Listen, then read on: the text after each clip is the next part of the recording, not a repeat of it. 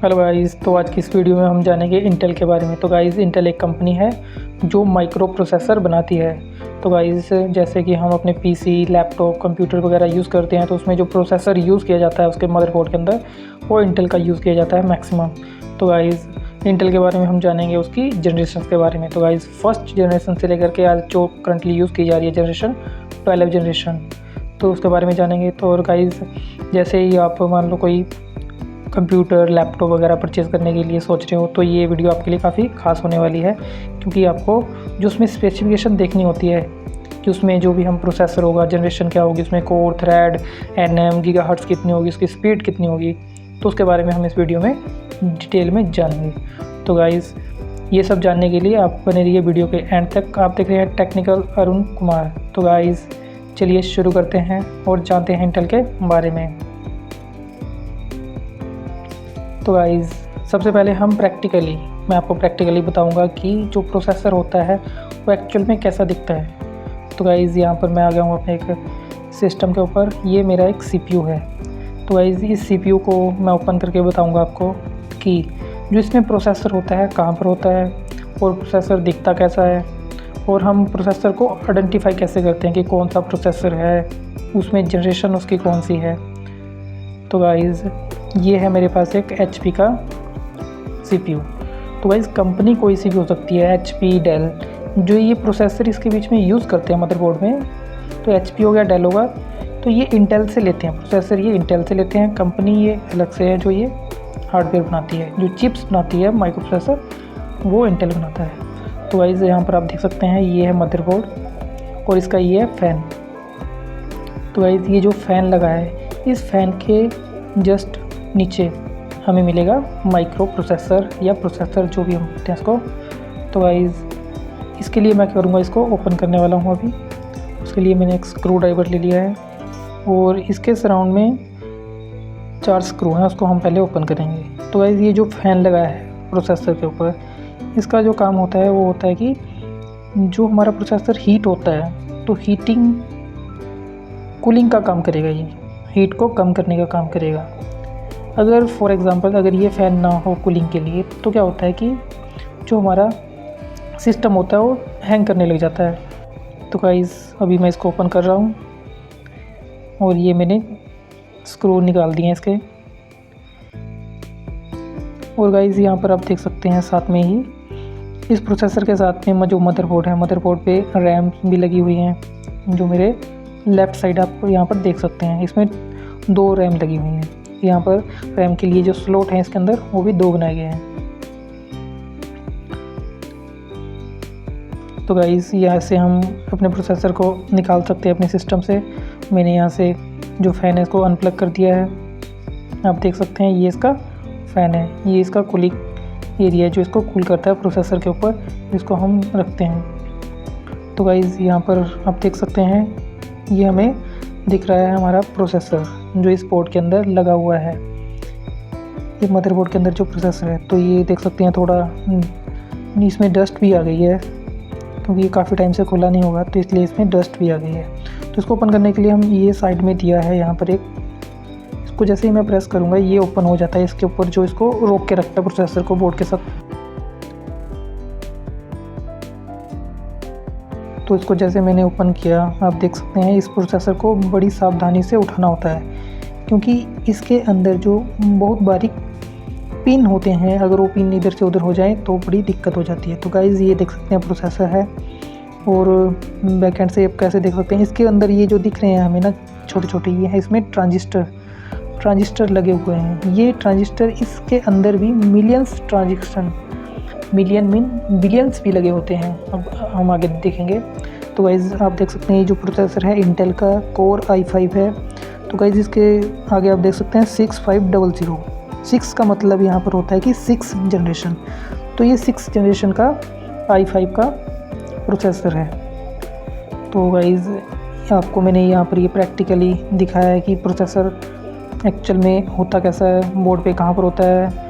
और ये देख लो, आप यहाँ भी देख सकते हैं जो बारीक पिन जिसकी मैं बात कर रहा था, यहाँ पर बारीक पिन होते हैं। तो इसको बड़ा सावधानी से ऑपरेट करना होता है, क्योंकि अगर ये पिन एक भी इधर से उधर हुआ तो प्रॉब्लम आ जाएगी। तो हमारा बोर्ड शॉर्ट भी हो सकता है। तो गाइज़ यहाँ पर आपने देख लिया कि प्रैक्टिकली प्रोसेसर हमें कैसा दिखता है, हम प्रोसेसर को कैसे आइडेंटिफाई कर सकते हैं। जो भी अगर हम कोई सिस्टम लेते हैं, अगर उसमें हम प्रोसेसर देखना चाहते हैं तो फिज़िकली हम ऐसे देख सकते हैं, और अपनी स्क्रीन पे भी हम प्रॉपर्टीज़ में जाकर के भी उसकी स्पेसिफिकेशन देख सकते हैं कंप्यूटर के अंदर। बट प्रैक्टिकली ये हार्डवेयर कैसे इंस्टॉल होता है, कैसे लगा होता है, आपको मैंने यहाँ पर प्रैक्टिकली दिखाया है। तो गाइज़ अब बात करते हैं जो करंटली यूज़ किया जा रहा है, जनरेशन 12 जनरेशन जो भी यूज़ किया जा रहा है, तो उसका नाम है एल्डर लेक माइक्रो आर्किटेक्चर। तो इसके बारे में थोड़ा सा मैं आपको बता देता हूँ। इसमें जो जैसे जो 12 जनरेशन है तो इसमें i5 भी होगा, i7 और i9, तो ये सब कुछ होता है। बट इसमें जो स्पेसिफिकेशंस होती है, मान लो जैसे उसमें कोर होंगे, एक में 10 हैं, 12 हैं, 16 हैं, कोर चेंज हो जाते हैं, थ्रेड सिस्टम होता है वो चेंज हो जाता है, इसके बारे में मैं आपको आगे बताऊँगा।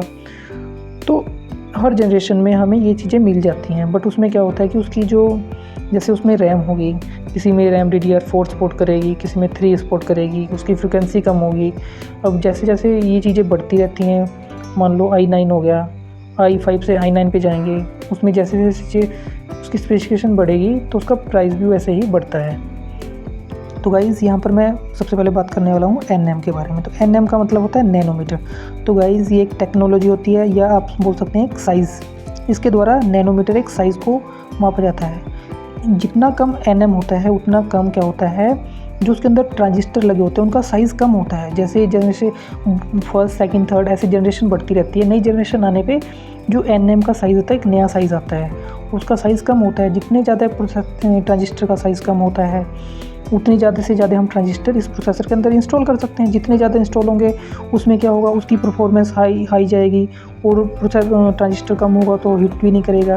तो उसके काफ़ी सारे फ़ायदे हमें मिलते हैं जैसे ही नई जनरेशन आती है। तो यहाँ पर हम सेकंड नंबर पे बात करेंगे व्हाट इज़ कोर। तो गाइस जैसे मैंने ट्रांजिस्टर बताया था कि वो छोटे हो जाएंगे, वो उसको हम ज़्यादा से ज़्यादा इंस्टॉल कर पाएंगे। तो आप देख सकते हैं इस प्रोसेसर के अंदर 2 चिप टाइप की हमें दिख रही हैं। तो इनके अंदर वो प्रोसेसर ट्रांजिस्टर यूज़ किए गए हैं। अगर ये इसके अंदर 2 हैं तो इसको बोलेंगे 2 कोर हैं इसके अंदर। अगर 4 होंगे तो 4 कोर, ऐसे ही 16 कोर, 8 को बोलेंगे ऑक्टा कोर। तो गाइस जितने ज़्यादा कोर होंगे उतने ज़्यादा इस एक प्रोसेसर के अंदर उतनी चिप्स होंगी अलग अलग। तो यहाँ पर कोर मैंने आपको बताया है, अगर 16 कोर होगा मीन 16 चिप उसके अंदर होंगी प्रोसेसर के अंदर। इससे भी क्या होगा, जितने ज़्यादा कोर होते हैं उससे क्या होगा, हाई प्रोसेसिंग हो जाएगी।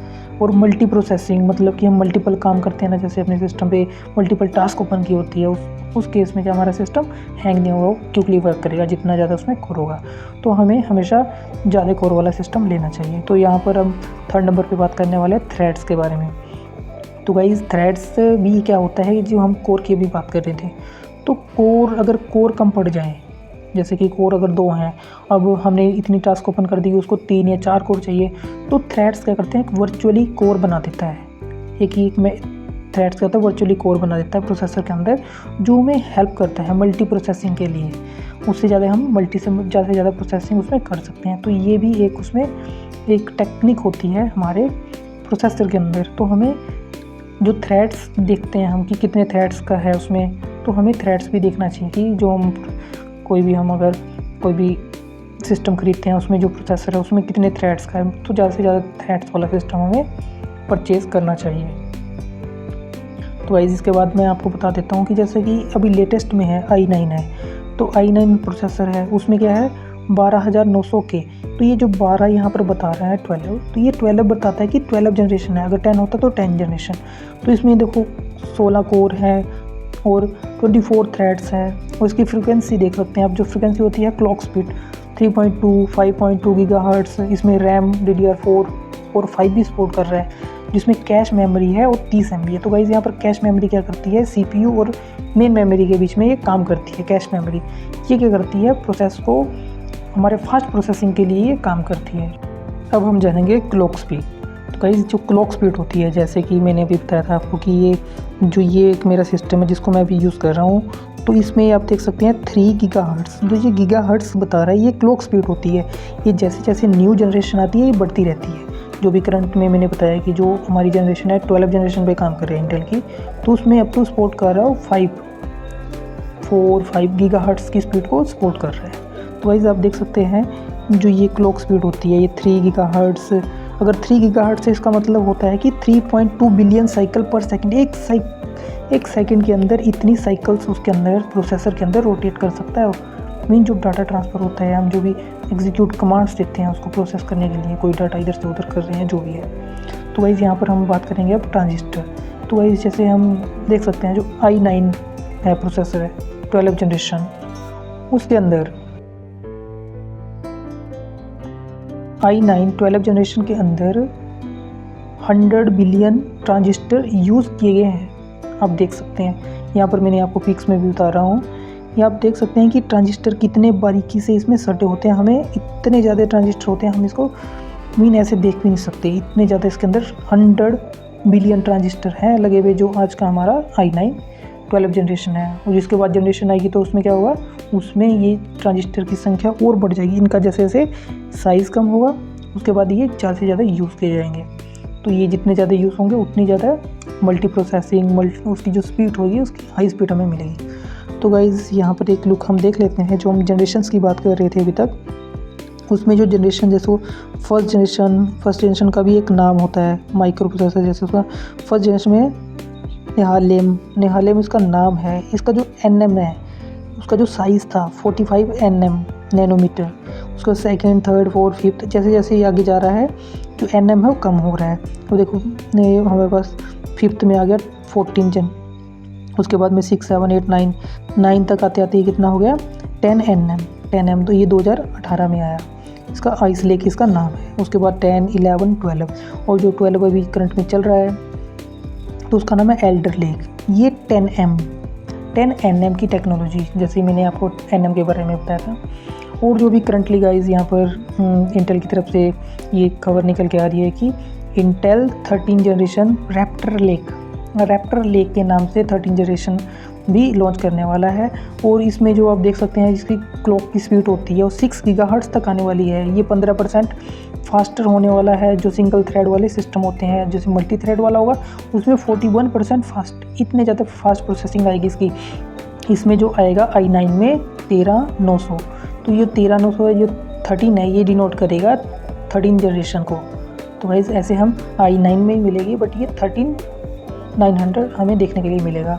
इट विल लॉन्च इन 20 अक्टूबर 2022, इसमें नेक्स्ट मंथ इसको लॉन्च किया जाएगा। तो गाइस इसकी प्रोसेसिंग भी काफ़ी हाई रहने वाली है।